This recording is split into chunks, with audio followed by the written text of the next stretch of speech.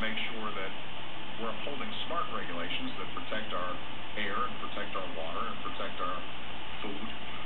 If you're flying on a plane, you want to make sure that there's some regulations in place to assure safety in air travel, right? So there's some core regulations that we've got to maintain. But what I have done, and this is unprecedented, by the way, no administration's done this before, is I've said to each agency, don't just look at current regulations, or don't just look at future regulations that we're proposing. Let's go backwards and look at regulations that are already on the books, and if they don't make sense, let's get rid of them.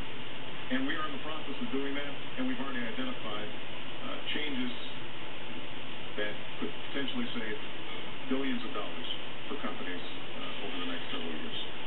Now, you asked specifically about one decision that was made by the National Labor Relations Board, or the NLRB, and this relates to Boeing.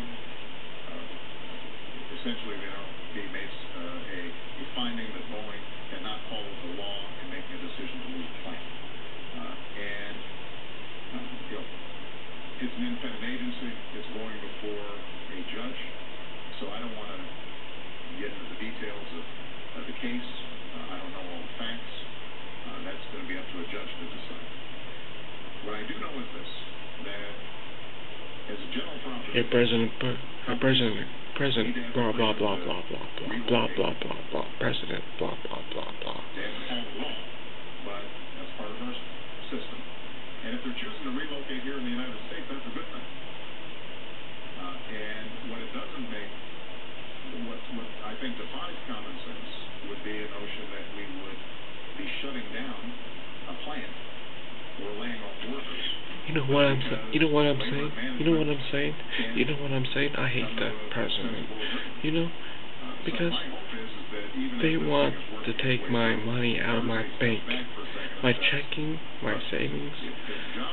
When I transfer my checking to my savings, my transfer checking to the savings, or savings to the checking.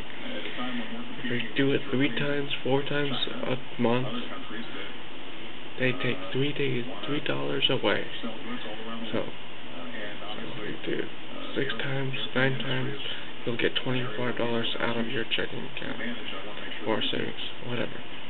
What the hell is going on out here?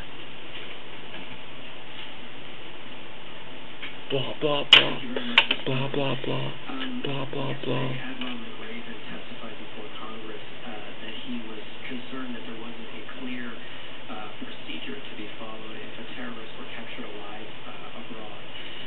The administration has also been clear that it doesn't want to continue to send suspected terrorists to Guantanamo. What message do you have for American men and women in uniform who are undertaking missions like the very risky one to capture and kill bin Laden about what they should do in the event they capture someone alive? And does the lack of these clear procedures raise the risk that forces might be more inclined to kill suspected terrorists in the field rather than capture them alive, thus depriving the U.S. of the intelligence that they can provide?